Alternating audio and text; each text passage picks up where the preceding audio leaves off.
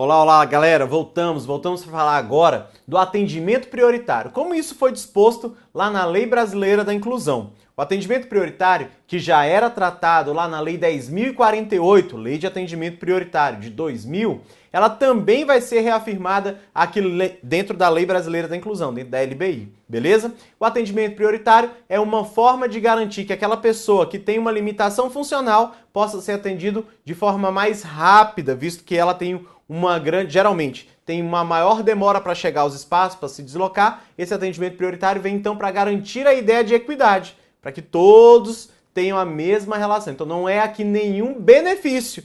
Na verdade, é uma forma de equalizar a limitação funcional, beleza? O que eu quero que você entenda? Que esse atendimento prioritário geralmente, vai ser extensível ao acompanhante da pessoa com deficiência. Lembrando que acompanhante é aquele que acompanha, que pode ou não exercer as funções de atendente pessoal. Tudo bem? Vamos lá então. A pessoa com deficiência tem direito a receber atendimento prioritário, sobretudo com a finalidade de garantir proteção e socorro em qualquer circunstância, atendimento em todas as instituições e serviços de atendimento ao público, disponibilização de recursos, tanto humanos quanto tecnológicos, que garantam atendimento em igualdade de condições com as demais pessoas, disponibilização de pontos de parada, estação e terminais acessíveis de transporte coletivo de passageiro e garantia de segurança no embarque e no desembarque, acesso à informação e disponibilização de recursos de comunicação acessível, recebimento do imposto de renda, tramitação processual e procedimentos judiciais e administrativos em que for parte interessada em todos os atos e diligências. Eu disse a vocês que ele é extensível ao acompanhante, exceto esses dois, beleza? Então, exceto esses dois, serão extensíveis ao acompanhante. Tá horrível a minha letra, né? Vamos melhorar? Exceto pros acompanhantes. Vai dar para entender, beleza?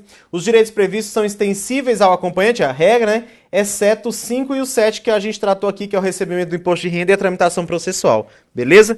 E aí, aqui ele vai ser relativizado. Relativizar.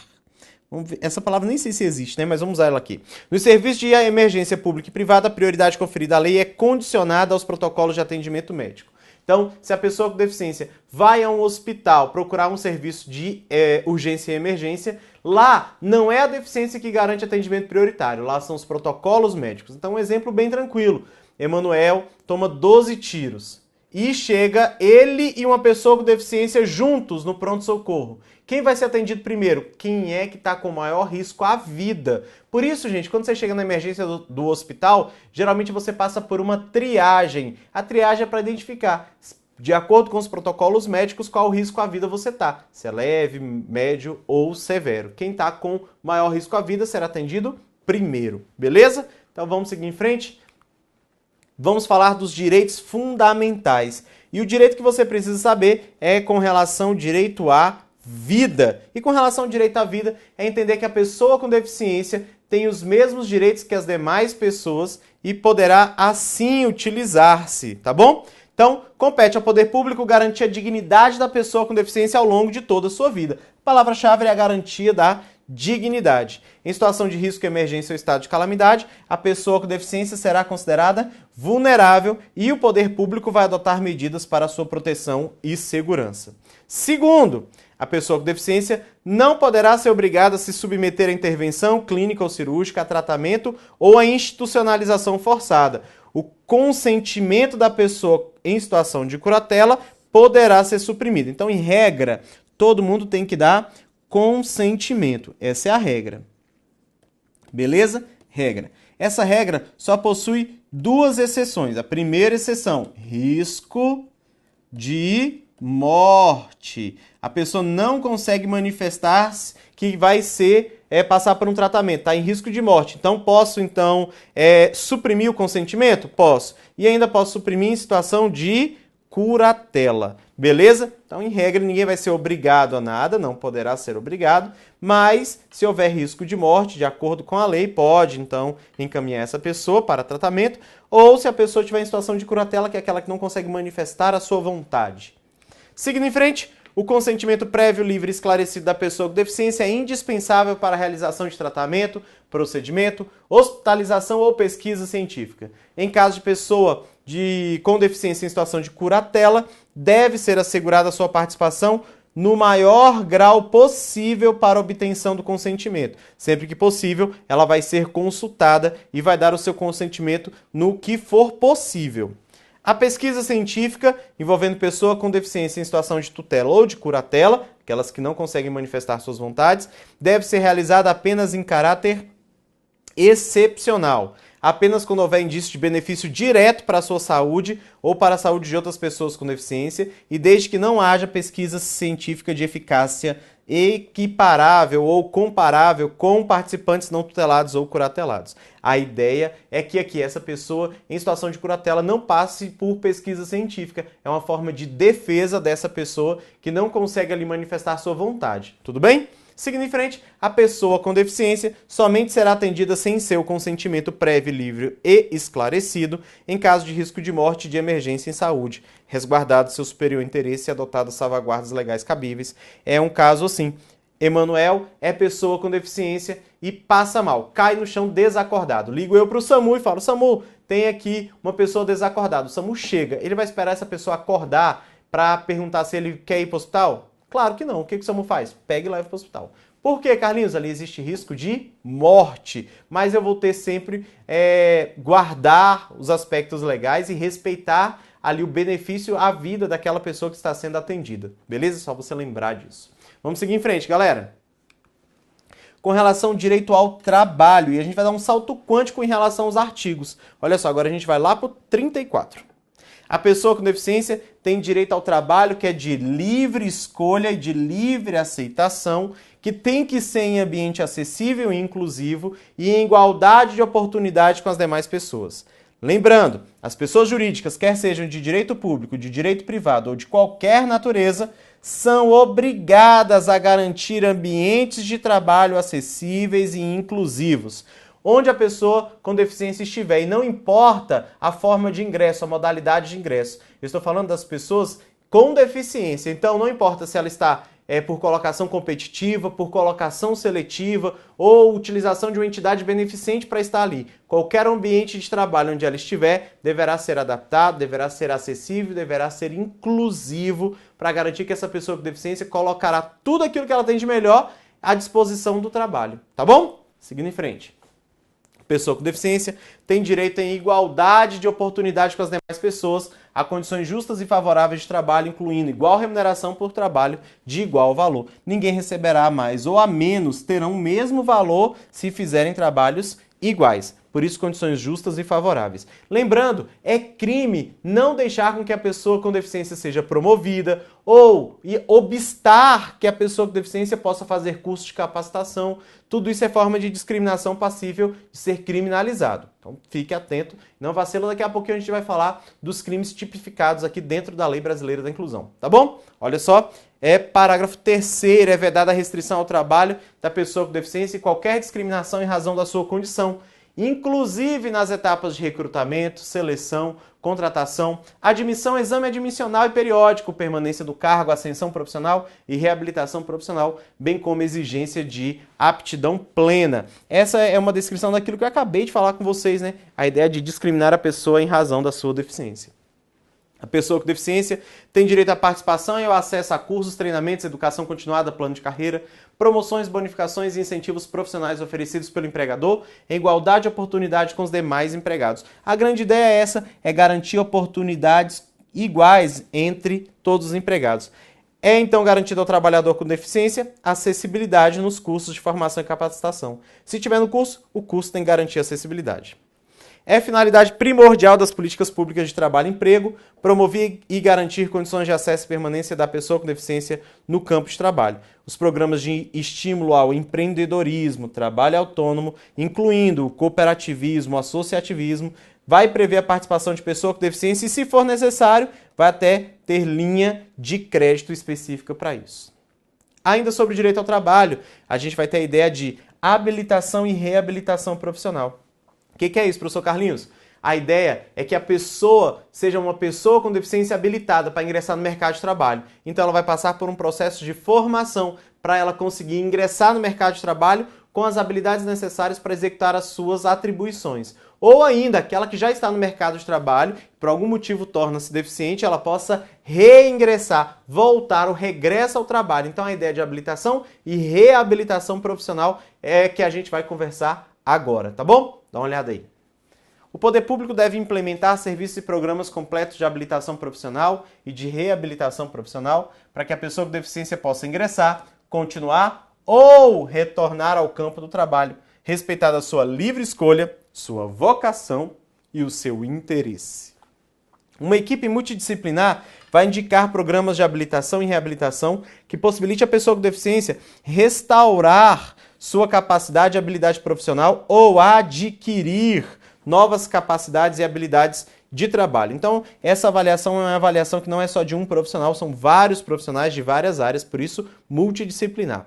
A habilitação profissional corresponde ao processo destinado a propiciar a pessoa com deficiência. Então, ó, o que é a habilitação profissional? Isso que ele está dizendo. É aquele que vai garantir à pessoa com deficiência a aquisição de conhecimentos, habilidades e aptidões para o exercício de uma profissão ou de uma ocupação, permitindo um nível suficiente de desenvolvimento profissional para ingressar no mercado de trabalho. Então, habilitar é preparar a pessoa para ingressar no campo de trabalho. Os serviços de habilitação e reabilitação e ainda de educação profissional devem ser dotados de recursos para atender toda pessoa com deficiência, independente da sua característica específica. Então, isso aqui é para todas as pessoas com deficiência, a fim de que ela possa ser capacitada para o trabalho, que seja adequado, que tenham perspectiva de obter trabalho, conservar trabalho ou progredir neste trabalho. Os serviços de habilitação e reabilitação devem ser oferecidos em ambientes acessíveis e inclusivos, assim como devem ser os ambientes de trabalho. A habilitação e reabilitação vai ocorrer articulada entre rede pública e privada, em especial em algumas áreas, na saúde, no ensino e na assistência social. Mas lembrando que isso aqui é uma questão de cidadania. Então vai acontecer em todas as áreas, em especial nessas áreas, tá bom? Em todos os níveis e modalidades, nas entidades de formação profissional ou diretamente com as empresas. A habilitação profissional ocorre em empresas por meio de prévia formalização de contrato de emprego de pessoa e vai ser considerada para o cumprimento da reserva de vagas, porque a gente tem essa previsão lá na Lei 7853, né, da reserva de vagas. Então, essa ideia de habilitação, quando acontecer dentro da empresa, pode, a partir da formalização do contrato, já contar como reserva de vaga para a pessoa com deficiência, beleza? Desde que tempo determinado e concomitante com a inclusão profissional na empresa, observado em regulamento. Constitui forma de inclusão. Como incluir essa pessoa no trabalho? Forma de inclusão é a colocação competitiva. Essa colocação competitiva é o quê? É o ingresso da pessoa com deficiência no mercado de trabalho em igualdade de oportunidade com as demais pessoas, e aí ela vai ser regida pela legislação trabalhista e previdenciária, atendida às regras de acessibilidade, de recursos de tecnologia e adaptações no ambiente de trabalho. A colocação competitiva pode ocorrer por meio de trabalho com apoio, e esse trabalho com apoio vai ter algumas diretrizes, e essas diretrizes estão aqui descritas e costumam ser cobradas nas provas. Prioridade no atendimento para aqueles que têm maior dificuldade para se inserirem no trabalho, provisão de suportes individualizados que atendam à necessidade específica da pessoa com deficiência, disponibilização de recursos de tecnologia assistiva, de agente que possa facilitar e dar apoio no ambiente de trabalho, respeito à vocação, né, aquilo que ela tem como vocação para o trabalho, perfil vocacional e seu interesse, a oferta de aconselhamento e apoio aos empregadores para acabar com as barreiras, superar as barreiras, inclusive as atitudinais, realização de avaliações periódicas, articulações com outras políticas públicas e participação de organizações da sociedade civil. Tudo isso é diretriz para a inclusão da pessoa com deficiência no trabalho. E para a gente finalizar nossa parte teórica da Lei Brasileira da Inclusão, que deve estar na sua prova, a gente vai falar dos crimes e das infrações administrativas. Esse título, que está descrito na lei, vai falar sobre os 4 tipos de crimes tipificados que estão relacionados à pessoa com deficiência. Antecipo para você que 3 deles, né, quase todos, exceto um, serão passíveis de reclusão e multa, e apenas um de detenção. Isso é uma forma de você gravar aí. O de detenção está ligado a estar com cartão magnético ou outro documento para tirar vantagem para si, vantagem indevida. Os demais estão ligados à reclusão, e aí estão ligados à discriminação, ao não cuidado, ao abandono da pessoa com deficiência. A gente vai falar um por um para você entender todos eles. O primeiro está lá no artigo de número 88. Dá uma olhada aí. Praticar, induzir ou incitar discriminação. Essa é a palavra. O crime é o crime de discriminação de pessoa em razão da sua deficiência. Regra, este crime é passível de reclusão e multa. Reclusão de 1 a 3 anos. Beleza? Esse crime vai ter como agravante de 1/3 se a vítima, pessoa com deficiência, encontrar-se sob cuidado ou responsabilidade do agente. Por acaso, um tutor ou um curador, que é ele que está discriminando, este crime, então, é passível de ser agravado, essa pena de 1 a 3 anos, tá bom? E a multa. Se qualquer dos crimes previsto aqui que a gente está falando é de discriminação, for cometido por meio de comunicação social ou publicação de qualquer natureza, aí, gente, a pena aumenta. É uma pena de 2 a 5 anos mais multa, beleza?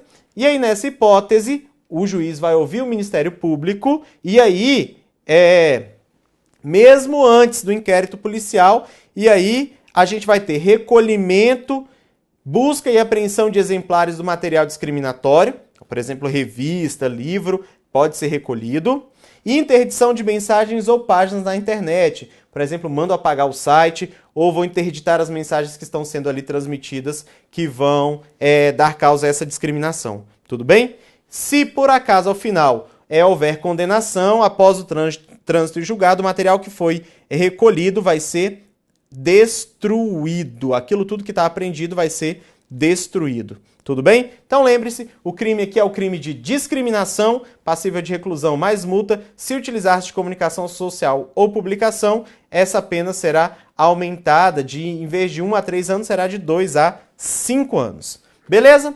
Vamos para o próximo crime, que é apropriar-se ou desviar bens, proventos, pensão, benefícios, remuneração ou qualquer outro rendimento. Beleza? É o desvio de recurso, de dinheiro da pessoa com deficiência, tá bom? É passível de reclusão, mais multa, reclusão de 1 a 4 anos. E aí, gente, vai ter um agravante se o crime for cometido por pessoas próximas à pessoa com deficiência. Quem é? Aquele que cuida dele, o tutor ou o curador, síndico, liquidatário, inventariante, testamenteiro ou depositário judicial, ou ainda aquele que se apropria em razão do seu ofício ou da sua profissão. Por exemplo, um advogado, médico ou fisioterapeuta que acompanha a pessoa com deficiência. Então, senhores, apropriar-se de bens, proventos, pensão, benefícios ou outro recurso, remuneração ou rendimento, é crime passível de reclusão, mais multa de 1 a 4 anos. E aumenta, assim, em 1/3 se for uma pessoa próxima da pessoa com deficiência. Vamos para o próximo. Abandonar a pessoa com deficiência. O crime de abandono de pessoa com deficiência, quer seja em hospital, casa de saúde, entidade de abrigamento ou similar, crime passível de reclusão mais multa de 6 meses a 3 anos. Beleza? E aqui a gente vai ter como característica que vai estar também incluído neste crime aquele que tem que prover as necessidades básicas da pessoa com deficiência e não faz. Beleza? Quando obrigado por lei ou mandato e não faz isso. Aqui eu estou falando do curador. É aquele curador que não provê as necessidades básicas da pessoa com deficiência. Beleza. Não está cuidando dessas necessidades. Vai se enquadrar no caso de abandono, que é crime. Fechou? Vamos para o nosso último crime tipificado, que é um crime que está passível de detenção, que eu falei com vocês, de 6 meses a 2 anos mais multa, que é reter ou utilizar cartão magnético, qualquer meio eletrônico ou documento de pessoa com deficiência destinado ao recebimento de benefício, proventos, pensão ou remuneração, ou ainda realização de operações financeiras com o fim de obter vantagem devida para si ou para outro. Exemplo, aumentar a pena em 1/3 se o crime for cometido por tutor ou por curador. Vou te dar um exemplo clássico que acontece aqui no Distrito Federal. A gente tem, pessoa com deficiência tem passe livre nos ônibus. Normal, isso acontece no país inteiro. Aí uma outra pessoa pega o cartão de passe livre e utiliza esse cartão nos ônibus, o cartão da pessoa com deficiência. Ganhou vantagem indevida, utilizou e recebeu a vantagem. Beleza, crime passível de detenção de 6 meses a 2 anos, mais multa. Se for tutor ou curador, agrave em 1/3 este crime. Tudo bem? Galerinha, para a prova aí que você vai fazer da Polícia Civil de São Paulo, o que você precisa saber dos artigos na parte teórica é isso. A gente agora vai fazer muitos, eu disse, muitos exercícios para garantir que você vai ser aprovado. Então, dá uma olhada na tela. Então, galera, é a hora de treinar. São os exercícios que a gente vai fazer agora. Então, não vou terminar agora. Eu não vou começar a fazê-los agora. Eu vou terminar essa videoaula e na próxima eu já vou começar fazendo os exercícios. Um forte abraço, galerinha. Até daqui a pouco. Tchau, tchau.